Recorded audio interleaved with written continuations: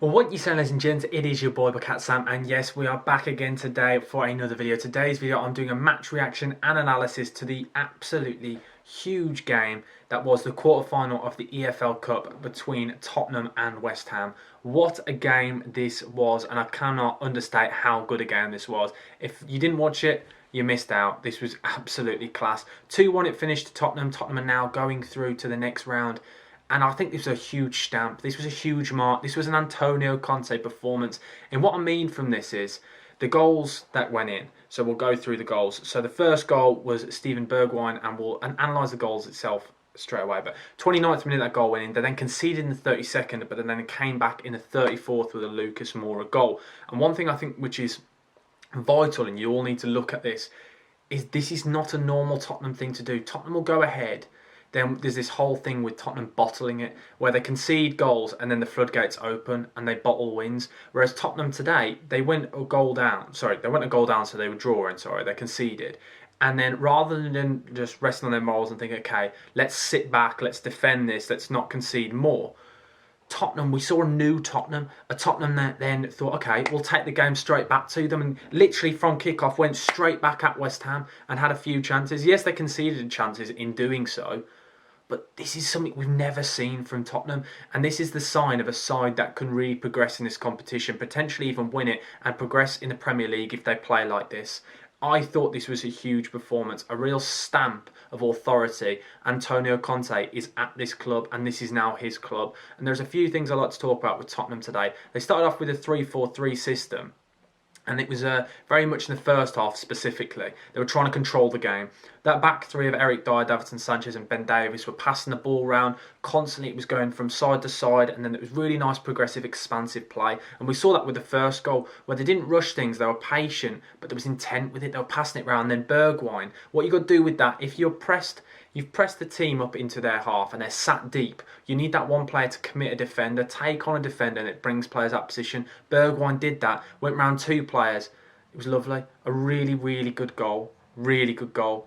And then the second goal, sorry, that was for the second goal, Bergwijn did that. For the first goal, it was a really nice 1-2 with Højbjerg. Some really good football on display. And that was one thing I really liked from Tottenham. But yes, they did concede a really stupid goal where they were passing out from the back. Eric Dyer giving the ball away to Vlasic, who then had a shot, and Jared Bowen, what a goal that was, by the way. The way he took that ball, he controls it, then swivels and drops the shoulder, absolutely class, and then back across with his right foot. Because at Hull, when he was at Hull, I remember him vividly when he played against my team, West Brom, quite a few times. He only used that right foot for standing. You can see he's really worked on it, and he was very good today. He played up front in kind of a liquid front three in which switched positions, and I thought he was very good again. Again, another performance where somebody like Gareth Southgate has to be looking at him. But what I found really good about Tottenham with Antonio Conte, you saw they gave it away from this goal kick. They conceded a stupid error. But a lot of managers refuse then to change that philosophy. They like to pass from the back. We've seen it with Arteta against that Liverpool game when they conceded from a mistake, but then they carry on making those mistakes. Whereas Antonio Conte, you saw him, they gave the ball away. He screamed at Lloris, not a single pass. They didn't pass it out from the back then from a goal kick once. Every goal kick went long. And a lot of people might say, I don't like it because he's not sticking to his thing. I think that's brilliant game management. It's showing that he's not naive and he's flexible. We saw that. They then changed the formation in the second half. They were a goal ahead and they realised West Ham would come out fighting. So they changed the formation in about the 60th minute. They went to a 3-5-2 in this formation they played against Liverpool. And it's a lot more rigid. It's very defensively solid. And then they just sat back, soaked up the pressure. And yes, there's a couple of scares, but nothing too major where Lloris was really brought into a save. They hit the crossbar from a deflected shot. But other than that, really, they didn't really do much, West Ham. And obviously, I think it's massive with the fact they didn't have Antonio. But one thing I think we need to take from this is how good Tottenham were today. They've not done this. I've never seen a Tottenham side show game management like that and actually look like they were hard to beat. They didn't bottle it. You know what I mean? You all understand that. That I think it's really good. If a Tottenham fan should be very, very happy with that performance. I bet you are anyway because you're through to the semi-final of the Cup. And with Liverpool, you saw with Liverpool, the team they put out, Chelsea, these clubs, I know obviously Liverpool are out of the Cup now, but a lot of these clubs, Man City on it, this is their biggest chance. Chelsea are focusing on the other cup and the league, Champions League. They've got bigger things to do. Whereas Tottenham now obviously out the Europa Conference League. I think this is their cup to lose now. I genuinely believe they are the favourites, especially with the way they perform there. The game management, I can't get enough of it. Højbjerg and Oliver Skip, that partnership is class. I absolutely love that. And we saw, I think Matt Doherty had a very good game actually, considering he's been so poor in recent years. You saw this second string side play very well, and that's another thing with Tottenham. There's actually competition for spaces now.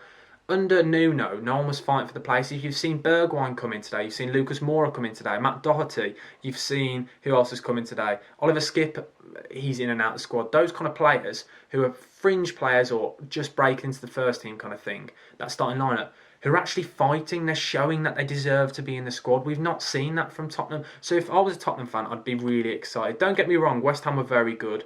Vlasic, I really liked him. I thought Lanzini was good. Jared Bowen was good. Declan Rice, I thought was class. Different gravy that bloke is. Honestly, I absolutely love him. I thought he was class there. I thought he showed you really now why he can't be considered as just a holding midfielder. The stuff he was doing off the ball, the way he was dribbling with it was absolutely class. But the thing is, without Antonio, they don't have that cutting edge, and we've said it for so long.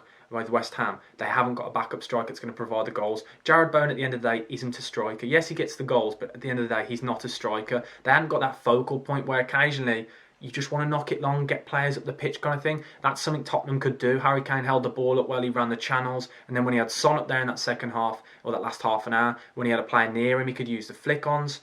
So that's all I think with West Ham. I think if they had a bit more depth in that forward line, I think West Ham could have really caused Tottenham trouble. But then even then, I think Tottenham are very good. So overall, I thought it was a very good game. Tottenham's game management was something for me that I thought was very good. Very good formation, flexible. I was really happy with it. I think a very, very good performance. My man of the match, and I swear by this guy all the time, Højbjerg. I think Højbjerg, what he does going forwards and backwards, is just class. He keeps the ball, he breaks up play, he's nasty, his game management, he tactical fouls, everything. I really thought he was class today. Very, very good. And not only that, he got an assist. So overall, he's my man of the match. Hopefully you guys enjoyed the video and my bit of analysis. Tottenham go through to the semi-final. If you're a Tottenham fan, if you're a West Ham fan, new to the channel, subscribe to the channel, smash the like button. Let me know, guys, what you thought of the game, who your man of the match was. Hopefully you enjoyed the game as much as I did. But yes, Bucket Sam over and out. Thank you for watching. Goodbye.